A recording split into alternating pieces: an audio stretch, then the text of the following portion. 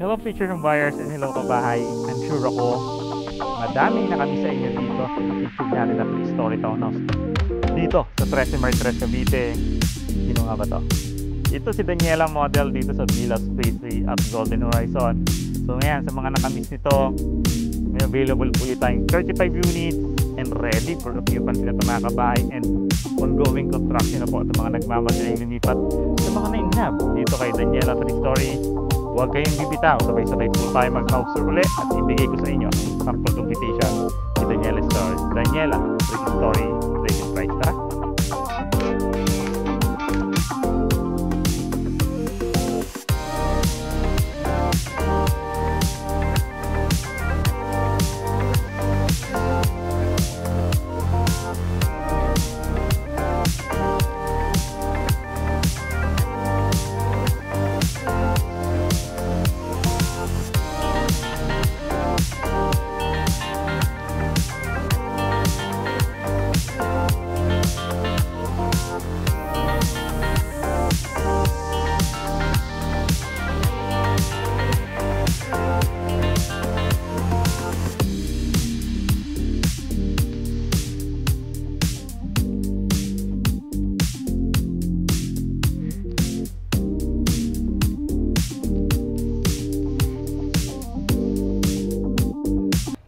Ayan po mga future home buyers and kabahay, again, I'm Randy Salvador. Of course po, may misis si Julian Salvador this 2024.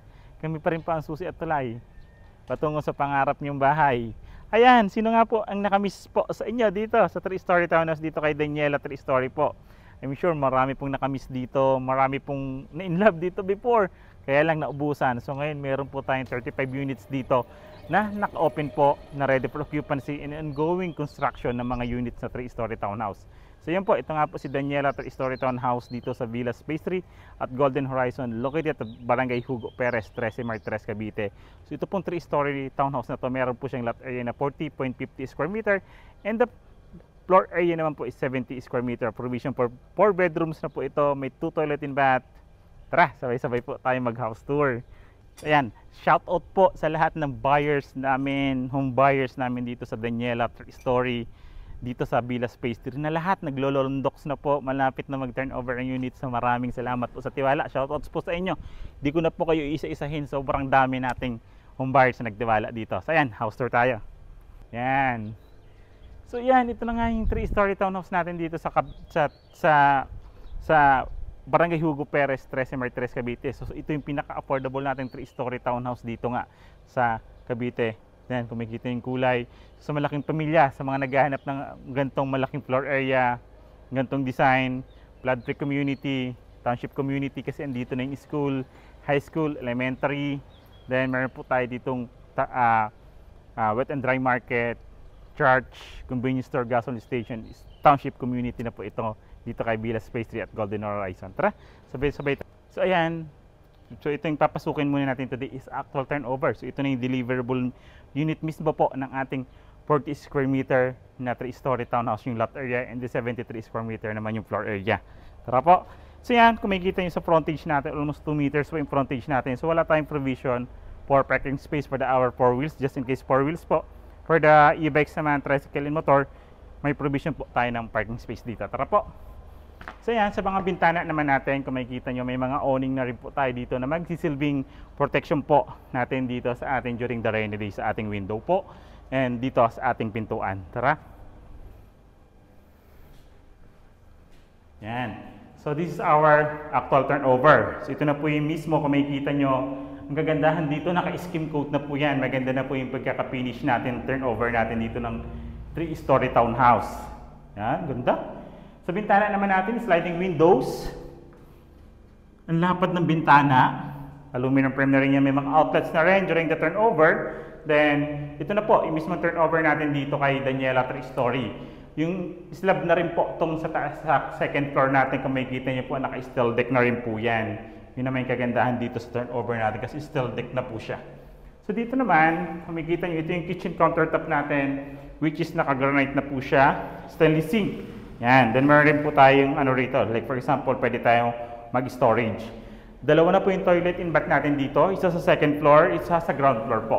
Yan po. Ito naman po yung toilet and bath natin dito. So bago pala tayo mag-proceed sa toilet and bath, sukatin natin yung size, lapad at haba ng bahay natin dito. So yan mga kabahay, so yung lapad ng bahay natin dito is 4.8 meters. Yung lapad niya simula sa bintana hanggang dito sa may pintuan natin for service area. Yan. Yung lapad niya naman po is 4.4 meters naman po. So ayan yung kahabaan at lapad ng bahay natin dito. So check natin yung unang toilet and bath dito sa baba. Yan.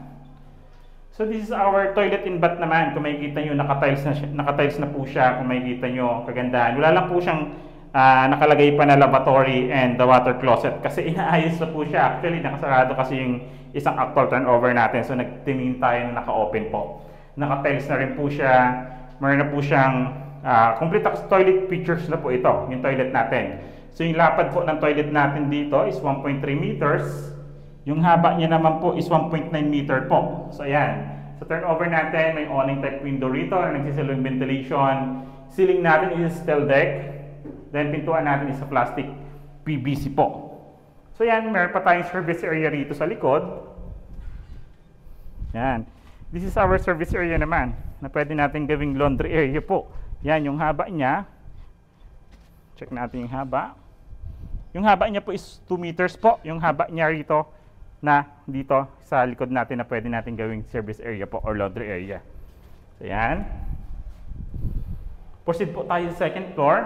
Sa ating second floor naman, kung makikita nyo sa second floor natin, metal po yan. Tubular, railings natin, matibay.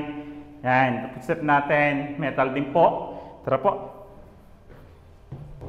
Yan. This is our second floor naman. Dito sa Daniela 3-story natin. Grabe, ventilated na ventilated. Ang lamig. Presko ng hangin. May bintana tayong isa rito. May bintana din tayo isa sa harapan. Like for example, maglalagay tayong partition dito. Partition na natin. Then pintuan. Parehas po well ventilated. Di ba? Parehas po siya naka-sliding windows. Ceiling natin sa second floor is steel deck din po. Naka-ready na ang mga electrical switches.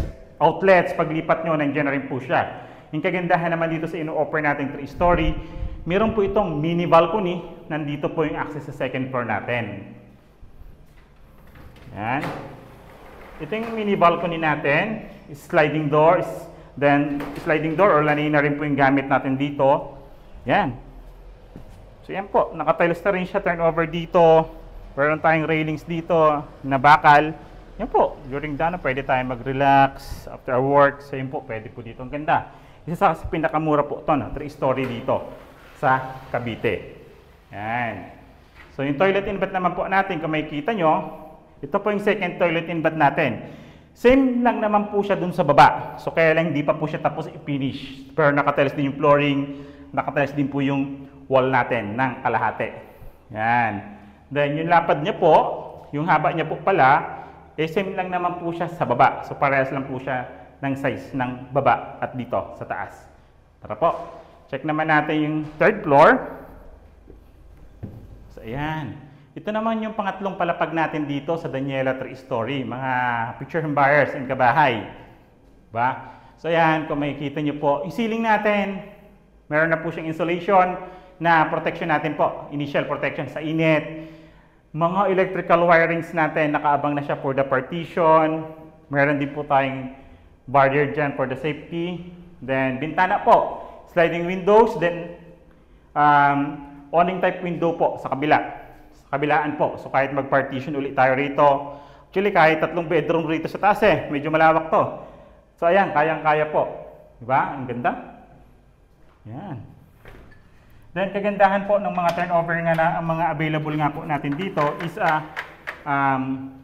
may RFO and meron din po tayong ongoing construction po. So yan, yun siya. Ganda. Tanaw mo lahat, di ba? So yan, punta tayo sa model house, sa dress-up unit. Tara po. So yan, so nakita natin yung actual turnover. Proceed tayo sa model house. Tara. So yan, sa dress-up unit natin, kung makikita nyo, naglagay na tayo ng fence, gate, diba? Para mas lalo na visualize natin yung bahay. Tara, tingnan natin. Yan. Yung frontage natin, pwede natin siyang gawing garden, landscape garden. Kung hindi, dahil di naman cash yung parking space natin for our 4 wheels, pwede na natin siyang landscape garden, mga kabahay. Yan. Then, ito naman yung dress up. So, ayan, naglagay na tayo ng mga furnitures dito. Diba? So, naglagay tayo ng sala set dito na 4-seater sala set. Naglagay tayo ng table dito. Doon, pwede natin ilagay doon yung TV natin. Diba? Sa side na yan.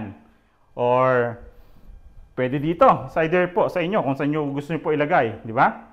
Ay, bintana natin. Sliding window din po yan na napakalapad. Then, dito sa side na to, dito tayo naglagay ng 6-seaters na dining area. Dining set, sorry. Di ba? Lawak pa rin kahit naka 6-seaters tayo rito. Then, sa likod ng ating dining area, andito naman yung ating kitchen countertop na naka-tiles. Di ba po? Then, for the service area, kung makikita nyo to, ito yung service area natin kanina. Yan, naglagay na tayo ng fence sa gilid kasi corner unit ng pinasok natin. Meron pa tayong space sa gilid. Pa? Ganda. So yan, ito naman po yung ating first toilet. So ayan, ganito po yun yung sa kabila sa ating actual turnover. Naka-tiles pero hindi pa po siya pinturado. Di ba? Pero complete toilet features po siya. Okay? Yan. So excited na ba kayo sa second floor? Kung paano siya din-distribute yung ating 3-story. Tara po. Yan. Ayan, yung hagdanan natin, binago lang po yung nating pintura, dark brown and choco brown po. Tara po. So ayan, dito sa ating second floor, naglagay tayo ng 2 bedrooms dito. So, check natin. Ito, this is our first bedroom. Sa first bedroom natin, ito po siya. Naglagay tayo ng isang double deck na single bed po. Single size bed po yan pero double deck po siya.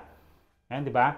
Dahil naglagay na tayo ng ceiling, nagkaroon na siya ng kulay. So, para may ideya kayo gaano kalapad yung ginawang kwarto rito. Sukatin natin kung gaano kalapad yung ginawang kwarto. 2.3 meters ang lapad. Ang haba niya po is 2.5 meters. Di ba? Imagine that. Diba? Kasi sa flooring natin, naglagay ng vinyl. Then, for our second bedroom naman dito, siya yung may access dito sa ating balcony. Yung lapad niya po, 2.3 meters din. Same po siya ng size ng ating first bedroom. Yung haba niya naman po is 2.9 meters. So, mas malaki to. So, pwede maglagay dito ng kahit full double size na bed frame or the queen size. Kasya po dito. For the balcony naman, yan, ito yung balcony. So, yung tiles po natin, yan, naglagay tayong tiles dito. So, same lang naman po sa ano natin. So, proceed tayo sa third floor. So, before tayo mag-proceed sa third floor, pakita natin yung second toilet and bath dito sa second floor. Yan. So, this is our second floor. Diba? Naka-tiles, pininturahan na po siya, then inayos na yung ceiling. Naglagay na tayo ng fiber cement. Diba? Ang ganda. Ganda nito, promise. 35 units. 35 units to, mga kabahay and future home buyers. Tara, third floor tayo. So, dito naman sa ating third floor, dito po nilagay ang ating master's bedroom. Sobrang lawak, sobrang lapad. Mo? Yung haba niya ng master's bedroom dito sa taas, 4.3 meters. Yung haba niya naman po, yan, yung haba niya naman po is 4.8 meters. Diba? Naglagay tayo ng bed frame, master's bedroom, vinyl. Then, yung ginawa niyang idea, naglagay siyang another additional toilet and bath dito sa third floor. So, yan. 35 units po ito, mga kabahay. Ready for occupancy. Ongoing construction. Pinakamurang 3-story townhouse dito sa Cavite. Pag-usapan natin ang price. Tara po. So, yan, future home buyers. So, nakita natin yung actual turnover. Nakita natin itong dress-up unit. So, quick recap tayo. Si Daniela Story nga po is located siya sa Barangay Hugo Perez, 13 Martres, Cavite. Available po ito through Pag-ibig Financing. Ang lot area nga nito is 40 square meter and the floor area niya po is 73 square meter. Provision siya for 4 bedrooms to, mga kabahay. Ongoing construction and ready for occupancy ay available po dito. So, sample computation po nito, ilalagay ko po dito sa screen. Yan, lalagay ko, pa-flash ko po siya rito para makita niyo po yung total sample computation nito. Total contract price, reservation, down payment term, and the monthly amortization. Also, the record income. So, andito na po siya sa screen na to. So, yan. So, yan. Nalagay namin yung dito sa screen yung aming contact numbers namin is Viber and WhatsApp para mas madali nyo po kaming ma-message mga kabahay. So yan, then kung yan pa lang po kayo nakadaan sa aming YouTube channel, hit like, subscribe, and pindutin nyo rin po yung bell button para updated kayo sa mga bagong videos namin katulad nito. Again, I'm Randy Salvador, my wife Julian Salvador, this 2024. Kami pa rin po ang susi at tulay patungo sa pangarap niyong bahay. Salamat po!